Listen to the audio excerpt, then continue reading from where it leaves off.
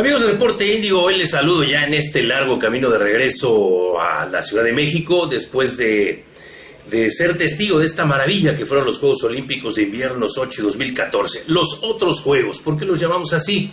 Bueno, porque por mucho tiempo los Juegos Olímpicos se convirtieron en los Juegos Olímpicos de verano que usted y yo conocemos, y los de invierno fueron considerados siempre como los otros Juegos, algo así como el arrimado de la película o el primo que no tiene dinero y hay que ponerlo en la casa.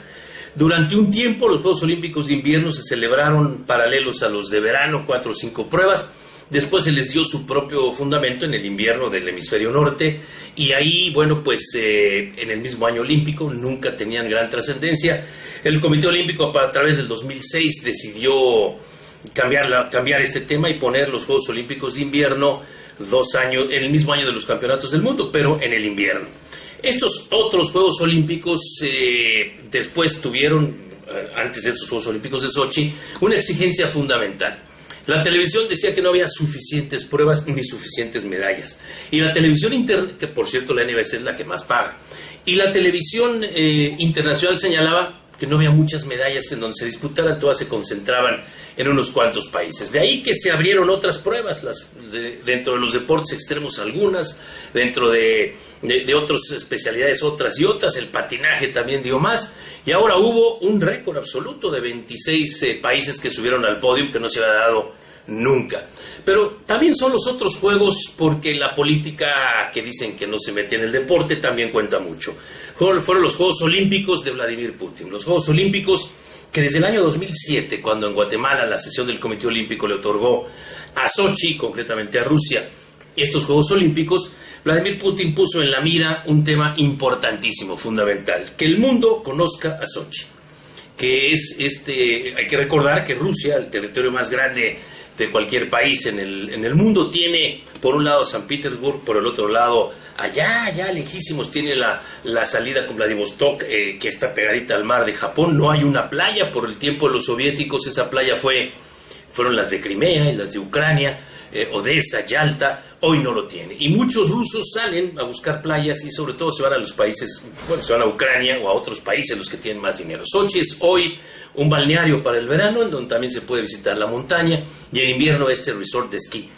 Para el que tiene mucha lana podría venir hasta acá, para el que no, bueno, pues se trata de que los rusos no salgan de aquí. El otro punto importante de los otros juegos fue la presencia sin duda fundamental de la fuerza rusa. Estos son nuestros juegos, háganle como quieran. No le hablo solamente del tema de las medallas, que ya lo comentaremos, pero sí definitivamente en la decisión del gobierno ruso de presentar la nueva Rusia, la Rusia del siglo XXI.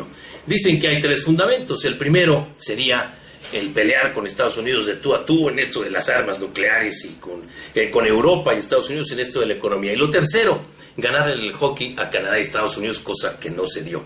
Y vimos, por supuesto, para quienes señalan que fue mucho dinero el que se gastó aquí en Sochi, la realidad es que ese dinero se invirtió mucho en infraestructura, en el aeropuerto, en el tren suburbano que iría hacia las montañas. Es decir, hay dinero gastado que se va a quedar en vías de comunicación, en hotelería, tal.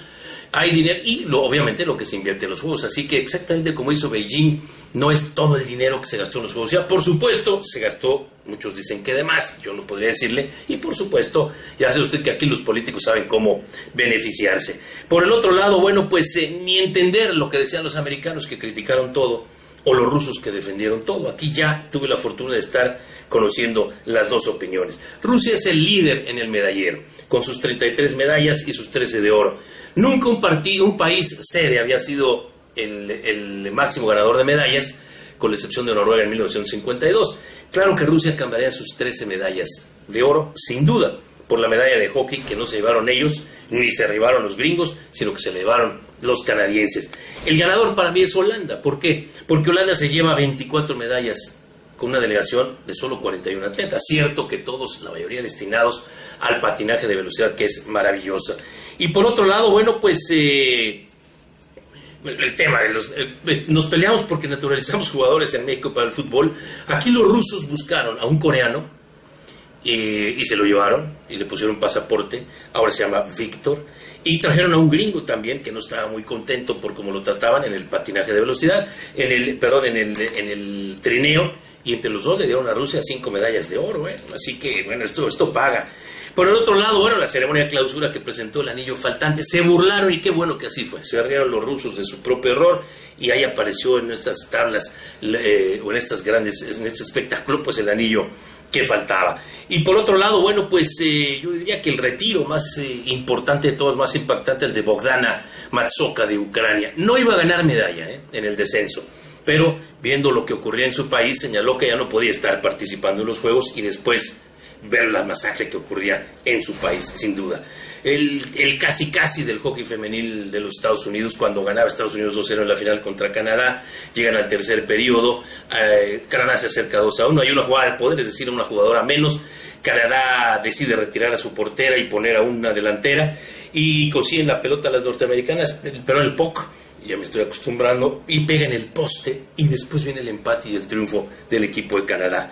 Me quedaría también con las grandes protestas por parte de la gente que no son rusos por la medalla de Adelina Stinkova, esta muchachita de 18 años ganándole a Joanna Kim, la coreana y gran favorita. Y digo esto porque me descalifico, pero más de 2 millones de twitters en las redes sociales no pueden estar equivocados. Y ahí resulta que Grace Gold, norteamericana, cuarto lugar, se toma la foto con la coreana y dice, esto es lo mejor que obtuve en los Juegos, pensando en ese cuarto lugar. En síntesis, para mí, unos grandes Juegos Olímpicos de invierno que terminarán siendo, ahora sí, unos Juegos de altura a los llamados los otros Juegos. Hasta la próxima.